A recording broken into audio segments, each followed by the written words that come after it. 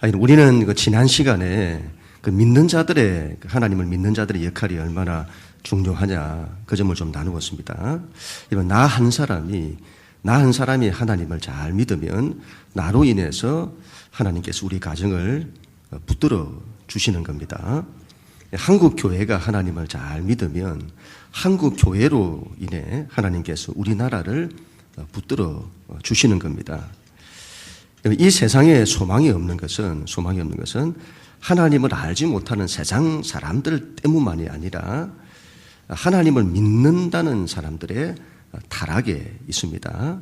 하나님을 믿는 의인 10명이 없어서 소돔과 고모라가 멸망하는 것입니다. 하나님의 사람들이 없으니 더 이상 희망이 없기 때문에 무너지게 되는 것입니다. 오늘 우리 하나님 말씀 5절 말씀인데요. 같이 한번 읽도록 하겠습니다. 5절 시작. 여호와께서 사람의 죄악이 세상에 가득함과 그의 마음으로 생각하는 모든 계획이 항상 악할 뿐임을 보시고. 아멘. 하나님의 사람들이 없으면 죄악이 세상에 가득하게 됩니다. 당시 여러분 노아와 그의 가족 모두 합쳐서 8명 외에 구원받은 사람이 없었습니다. 그 시대에 그들 8명 외에 하나님을 믿는 사람들이 없었음을 말씀합니다. 이런 그동안 여러분 우리가 믿음의 족보를 보았는데 그 믿음의 족보 속에 있었던 사람들의 그 후손들은 다 어디로 갔을까요? 하나님을 믿는 가정의 후손들이 하나님 신앙을 지켜내지 않고 다 세상으로 갔음을 말합니다. 그래서 여러분 세상 천지가 하나님을 안 믿는 사람들로 가득한 겁니다. 얼마나 안타까운지 모릅니다. 그리고 사람들의 생각과 모든 계획이 항상 악할 뿐이라고 하죠. 항상 악할 뿐이다. 이 말씀은 우리가 지난 시간에 나누었던 말씀과 관계되는 건데 하나님의 아들들이 사람의 딸들의 아름다움을 보고 그들을 아내로 삼았다고 했습니다. 그리고 그렇게 만들어내는 것이 첫 번째가 거인족을 만들어내죠. 두 번째가 용사를 만들어냅니다. 말이 용사지 싸움꾼을 만들어낸다. 그런 말이죠. 세 번째가 명성이 있는 사람들을 만들어냅니다. 사람들의 이런 모든 관심이 거인인 겁니다. 거인. 거대해지는 겁니다. 그러니까 더 높아지고 그리고 더 많이 가지고 그런 데 관심이 있는 겁니다. 두 번째가 사람들의 모든 관심이 용사라고 했죠. 용사. 남들과 싸워서 이기는 자를 만들어내는 겁니다. 경쟁에서 이기는 자를 만드는 겁니다. 그런 사람들이 세상을 갈등과 투쟁의 장소로 만드는 겁니다. 온갖 인간의 폭력성이 거기서부터 다 만들어지게 되는 거죠. 그리고 이제 명성 있는 사람들을 만들죠. 명성 있는 사람들. 자신의 힘과 권력과 부를 과시합니다. 그래서 자기의 우월함, 자기의 뛰어남, 자기의 위대함을 자랑하는 거죠. 당시 여러분 세상 사람들의 모든 관심과 생각이 거기에 있었다. 그런 말이죠. 그러니 이런 모든 계획이 악한 겁니다. 하나님을 떠나 죄를 지은 그 인간의 본성은 그 자기중심입니다. 자기중심성이라고 하는 자기중심. 그래서 오로지 모든 것이 자기중심으로 돌아갑니다. 당시 세상도 그랬다. 그 말이죠. 자기밖에 몰라요. 자기밖에 모르는 이기적인 사람들로 세상이 가득한 겁니다. 사람들의 모습이 하나님이 원하셨던 모습과는 전혀 반대가 된 겁니다. 사람들이 서로 사랑하고 서로를 위해주고 서로를 존중하고 자기가 더 낮아지고 더 섬기고 더 희생하고 그래야 할 건데 그런 데 관심이 없어요. 오로지 정반대. 더 높아지고 더 커지고 거인과 용사와 명성 있는 것들에만 관심이 있는 겁니다. 더 높아지고 더 강해지고 더 이름나고 그러니 세상에 희망이 없는 겁니다. 그런 세상은 희망이 없어요. 6절 7절 말씀인데 우리 하나님 말씀 같이 읽습니다. 6절 7절 시작. 땅 위에 사람 지으셨음을 한탄하사 마음에 근심하시고 이르시되 내가 창조한 사람을 내가 지면에서 썰어버리되 사람으로부터 가축과 기는 것과 공중의 새까지 그리하리니 이는 내가 그것들을 지었음을 한탄하면이라 하시니라. 아멘. 세상에 희망이 없어서 하나님께서 한탄을 하셨습니다. 한탄이라는 이 말은 큰 슬픔을 말합니다. 다시 말하면 하나님이 슬퍼하셨다. 그래서 하나님의 아픔과 눈물을 말하죠. 그리고 하나님 마음에 근심하셨다고 합니다. 하나님 마음에 고통이 가득했다는 말씀이죠. 우리는 하나님이 한탄하셨다는 것을 잘 받아들이지 못합니다. 하나님이 전능하시다며. 하나님이 전능하시면 세상이 이렇게 되지 않도록 하시지 왜 사람들이 이렇게 되도록 하시고 한탄을 하시냐. 우리는 하나님이 한탄하시면 안 된다고 생각합니다. 그렇지 않습니다. 하나님께서 여러분 인간을 자유로운 존재로 창조하셨다는 것을 여러분 기억을 해야 합니다. 하나님은 인간의 자유를 억압하지 않으십니다. 하나님이 우리의 자유를 어디까지 허락하시냐? 하나님의 존재를 부인할 수 있는 자유까지 허락하십니다. 인간이 하나님을 거부할 때 그걸 거부하지 못하도록 강제하지 않으신다는 겁니다. 왜 그렇게 하시냐? 왜 하나님 그렇게 하시죠? 자유가 없으면 아무것도 아닙니다. 자유가 없으면 사랑이 아니에요. 강제된 사랑은 폭력입니다. 폭력. 자유가 억압되면 악이 만들어집니다. 그래서 하나님은 우리의 자유에 책임성을 요구하시지 우리의 자유를 강제하지 않으시는 겁니다. 우리는 여러분 하나님의 말씀에 대한 순종, 하나님 말씀에 순종하라 하잖아요. 이걸 강제성으로 이해를 해요. 하나님이 우리에게 강제로 순종하라고 하신다고 생각을 합니다. 그렇지 않습니다. 하나님은 완전하십니다. 하나님은 부족함이 없으십니다. 하나님이 뭔가 부족하신 것처럼 뭔가가 부족하시니 우리에게 강제로 뭔가를 요구하신 것처럼 생각을 하면 안 됩니다. 하나님이 우리에게 말씀에 순종하라고 하는 것은 그건 우리를 위해서 그렇게 하시는 겁니다. 그게 우리를 위한 거고 우리에게 복이 되고 우리에게 생명이 되기 때문인 거죠. 하나님은 우리에게 사랑을 요구하시잖아요. 그 사랑을 강제라고 생각하면 안 됩니다. 강제된 사랑은 폭력이라고 했잖아요. 하나님은 그런 사랑을 절대로 요구하지 않으십니다. 하나님은 우리가 자발적으로 자원해서 하나님을 사랑하고 우리가 자발적으로 하나님을 섬기기를 원하시는 겁니다. 요즘 우리가 새벽기도 시간에 신명기의 말씀을 우리가 보고 있는데 신명기는 여러분 구약의 모세의 신앙을 잘 보여주고 구약의 이스라엘 백성의 신앙을 잘 보여줍니다. 크게 두 가지인데 이 두 가지가 신명기 전체를 관통합니다. 첫 번째가 너희는 하나님을 사랑해야 된다 이 말이고 사랑하되 마음을 다하고 뜻을 다하고 힘을 다하여 하나님을 사랑해야 한다. 두 번째가 하나님 말씀에 순종해야 한다. 어디까지 순종하냐? 그 말씀을 마음에 새기라. 그리고 자녀들에게 부지런히 가르쳐야 한다.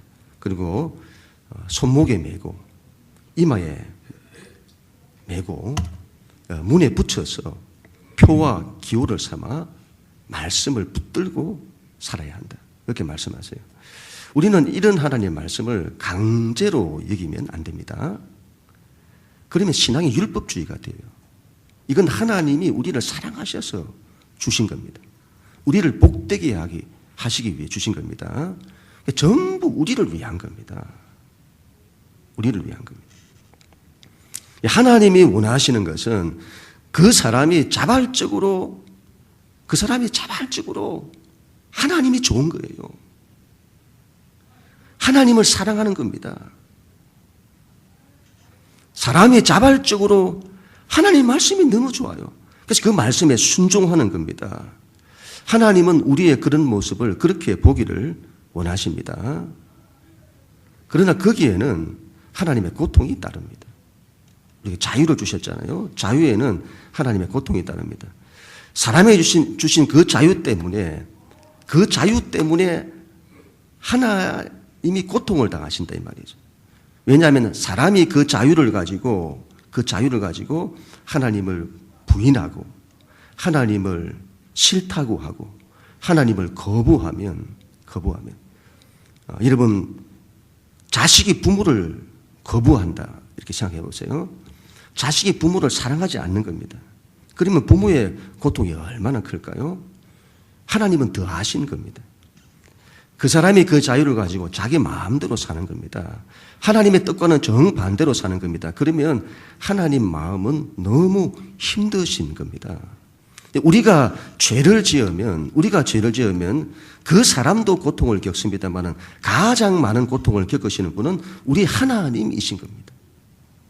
하나님이 고통을 겪었어요. 여기에 하나님의 고통이 있습니다.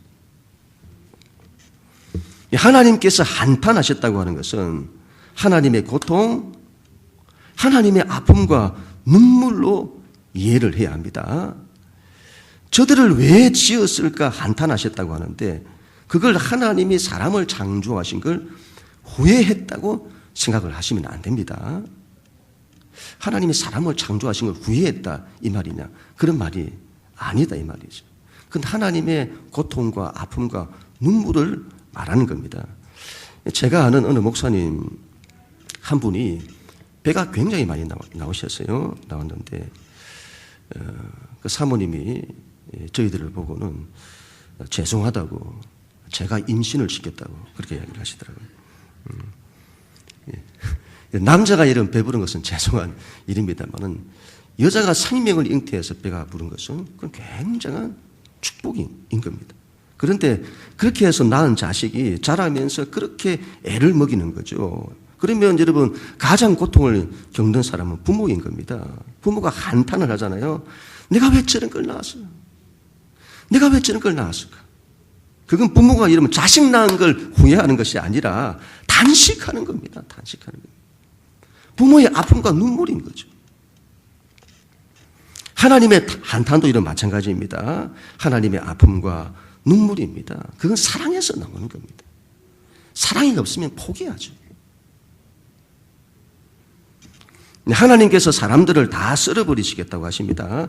사람들뿐만이 아니라 가축과 기는 것과 공중의 새까지 그렇게 하시겠다고 하십니다. 우리는 이런 하나님을 정당하지 않다고 생각을 합니다. 왜 사람을 창조해 놓고 다 썰어버리시냐? 왜 사람이 잘못했는데 애꿎은 피조물까지 심판을 하시냐? 그런 하나님을 이해할 수 없다고 합니다. 여러분 하나님의 마음을 이해를 해야 합니다. 하나님의 마음을. 그 땅을 심판하실 수밖에 없는 하나님의 아픔과 눈물을 이해해야 합니다. 세상에 여러분 아무런 소망이 없어요. 우리도 지금 세상 돌아가는 걸 보면, 시대가 돌아가는 걸 보면 그런 마음이 들 때가 있잖아요. 세상에 소망이 안 보여요. 그런데 하나님의 마음은 어떠실까요? 그것도 세상에 죄가 가득하고 사람들의 모든 생각과 계획이 악할 뿐이고 그 사람들의 죄로 인해 모든 피조물까지 죄악으로 뒤틀린 피조물까지 죄로 인해서 왜곡되고 파괴되고 하나님은 그런 세상을 더 두고 보시지 못하는 겁니다. 세상이 갈 때까지 갔다 이 말이죠. 더 이상 두면 이건 지옥과 다름없는 겁니다. 하나님은 심판을 작정하십니다. 그래서 심판은 마지막 목표가 아닙니다.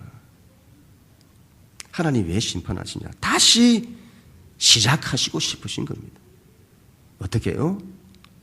노아라고 하는 사람을 통해서 세상을 다시 시작을 하세요. 이 세상을 심판하실 수밖에 없는 하나님의 마음을 이해해야 합니다. 거기에 하나님의 아픔이 있습니다. 하나님의 아픔, 하나님의 고통. 신학자 몰트만이라고 하는 사람이 있는데 이 사람은 희망의 신학을 했던 사람입니다. 희망의 신학을 했던 사람으로 유명한 신학자인데 그는 고난당하시는 하나님을 강조합니다. 우리는 하나님은 고난당하지 않는다고 생각합니다. 그렇지 않습니다. 이 세상에서 가장 큰 고난과 아픔을 당하시는 분은 하나님이십니다. 그리고 그 하나님의 고난은 우리를 위한 고난입니다. 우리를 사랑하시기 때문에 당하시는 고난입니다. 그 고난은 십자가로 나타납니다. 십자가에 달리신 하나님. 십자가에 달리신 하나님. 그래서 십자가는 하나님의 가장 큰 아픔이고 눈물입니다. 그와 함께 우리의 희망입니다. 희망. 하나님께서 나를 살리시려고 그 모든 아픔을 다 겪어내시는 겁니다. 나를 사랑하셔서 나를 살리기 위하여 모든 아픔을 다 겪어냈어요. 그 하나님이 희망인 겁니다. 우리에게는. 우리가 하나님의 그 하나님 되심을 이해할 때에 그 하나님의 마음을 이해할 때 우리에게 희망이 생기는 겁니다. 그래서 우리는 신앙에서 여러분 하나님의 마음을 이해하는 것이 굉장히 중요합니다. 하나님의 마음을 이해해야 합니다. 하나님의 아픔이 어디 있는지를 이해해야죠. 마지막으로 8절 9절 말씀인데 우리 같이 읽습니다. 시작. 그러나 노아는 여호와께 은혜를 입었더라. 이것이 노아의 족본이라. 노아는 의인이요 당대의 완전한 자라. 그는 하나님과 동행하였으며. 아멘. 노아는 하나님의 은혜를 입었더라. 이 무슨 말씀일까요? 무슨 말씀일까요? 이 세상 어디에도 희망이 없는데 희망이 없어서 하나님의 마음은 무너지고 아픔과 눈물밖에 없는데 오직 한 사람 노아라는 사람이 있는 겁니다. 노아라는 사람이 있어요. 노아라고 하는 사람의 이름의 뜻은 위로입니다. 위로. 노아는 위로입니다. 위로가 뭐죠? 상대의 괴로움을 들어주거나 슬픔을 달래주는 걸 위로라고 합니다. 노아는 하나님께 은혜를 입었더라. 이 말은 노아가 하나님의 유일한 위로였음을 말씀하는 겁니다.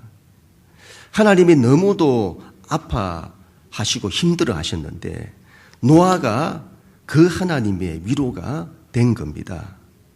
하나님의 유일한 희망, 하나님의 유일한 위로가 그 시대에 노아였던 겁니다. 그래서 그에게 은혜를 주시는 거죠. 부모에게 여러분 아픔이 많고 고통이 많을 때, 부모에게 아픔이 많고 고통이 많을 때 자식은 그 부모의 위로가 되어야 합니다. 부모의 마음을 닦아주고 부모의 마음을 기쁘시게 하는 자식들이 되어야 합니다. 우리가 하나님께도 그래야 한다 이 말이죠.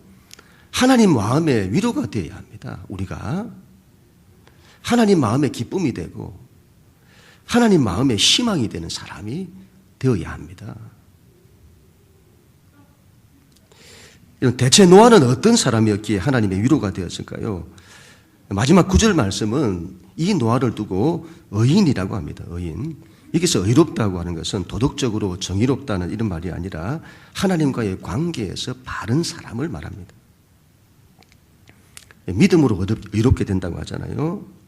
그래서 늘 믿음으로 사는 사람을 말합니다. 그리고 노아는 당대의 완전한 자라고 하죠. 완전하다는 이 말은 완벽하다는 말이 아닙니다. 하나님 앞에서 늘 믿음으로 순종하는 자를 말합니다. 노아가 그랬다 이 말이죠. 그리고 그 뒤에 굉장히 중요한 말이 등장하는데 노아가 하나님과 동행했다고 합니다. 동행. 이 동행했다는 이 히브리어가 할라크인데 할라크. 걷다, 가다 그런 뜻을 가지고 있습니다.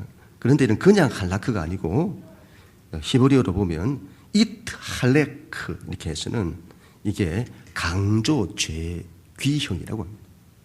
죄귀가 뭐죠? 죄귀. myself 이렇게 하는 것처럼 자기 자신이죠. 자기 스스로에게 하는 걸 죄기라고 합니다. 그걸 강조한 죄기다. 그런 말이죠. 그래서 자기 자신에게 그렇게 하게 했다 이 말이에요. 어떻게 해요? 자기가 자기 자신에게 하나님과 함께 걷도록, 하나님과 함께 동행하도록 자기가 자기 자신에게 그렇게 했다는 것을 강조하는 겁니다. 노아가 그런 사람이었다. 그것도 강조해요. 강조. 에녹이란 믿음의 족보에서 7대 손 에녹도 하나님과 동행했다고 하잖아요. 노아처럼 하나님과 동행했습니다. 그래서 에녹은 하나님과 동행했던 이 에녹은 죽음을 보지 않고 성천했습니다. 노아는요, 세상을 구원했습니다. 예수님은 하나님 아버지와 동행했습니다. 함께 걸었다 이 말이죠. 어느 정도로 동행하시냐? 하나 되어 동행하십니다. 그래서 예수님이 세상을 구원하시는 거고 부활하시고 성천하시는 겁니다. 하나님과 동행하는 자가 죽음을 보지 않습니다. 세상을 구원합니다. 이런 구약의 사람들은 하나님을 초월적인 하나님으로 많이 이해를 했습니다. 하나님을 이해할 때 하나님은 너무도 높고 높은 곳에 계신 하나님이신 겁니다. 그러나 여러분, 하나님은 여호와 하나님이라는 것을 꼭 기억을 해야 됩니다. 여호와가 하나님의 이름입니다. 여호와는 있다라는 동사에서 나왔다고 했습니다. 하나님은 우리와 함께 있기를 원하시는 하나님이십니다. 우리와 함께 함께 있기를 원하시는 하나님이시다. 그 말이죠. 우리 하나님이 얼마나 우리와 함께 있기를 원하시는지. 우리는 하나님의 그 소원을 이루어 드려야 합니다. 하나님과 함께 해야 합니다. 우리는 하나님과 함께 동행해야 합니다. 이건 하나님의 소원이 있어요. 노아는 하나님의 이 소원을 이루어 드렸습니다. 그래서 하나님의 위로가 되었던 겁니다. 우리도 그래야 될 줄로 믿습니다. 하나님께 위로가 되어야 한다는 것은 사람에게도 위로가 되어야 한다는 말입니다. 이 위로가 얼마나 중요한지, 여러분, 그 전도를 하려면 힘든 사람을 위로해 줘야 합니다. 그들의 아픔과 고통을 들어줘야 합니다. 위로자가 되어야 합니다. 위로자. 하나님은 그런 사람을 통해서 구원을 이루세요. 전도 잘하시는 군사님이 어떻게 전도를 하시는가 알아봤더니 힘든 사람을 찾는다고 해요. 힘든 사람을 찾고 그런 사람에게 마음을 두는 겁니다. 식당을 하시는 분이 있는데 요즘 경기가 안 좋잖아요. 그러면 도와주는 겁니다. 시간 나면 가수는 서빙해주고 도와주고 돈 안 받고 해드리는 겁니다. 그러면 얼마나 그 사람에게 힘이 되겠습니까? 그리고 전도하는 겁니다. 그러면 전도가 된다 이 말이죠. 우리는 힘든 사람에게 마음을 둬야 합니다. 우리 주변에도 힘든 사람이 많습니다. 믿는 사람은 그런 사람에게 마음을 둬야 합니다. 그 사람의 아픔을 위로할 수 있어야 합니다. 여러분, 올해 이런 가정의 가족들 다 구원하세요. 그걸 좀 작정하시고 하셔야 됩니다. 올해 내가 우리 가정의 가족들을 다 구원해야 되겠다. 어떻게 구원할 거냐? 가족 구원도 마찬가지입니다. 그들의 힘든 것에 주목을 해야 합니다. 남편의 힘든 것에 주목하고 아내의 힘든 것에 주목하고 자녀들의 힘든 것에 주목해야 합니다. 그리고 위로가 되어줘야 합니다. 위로가.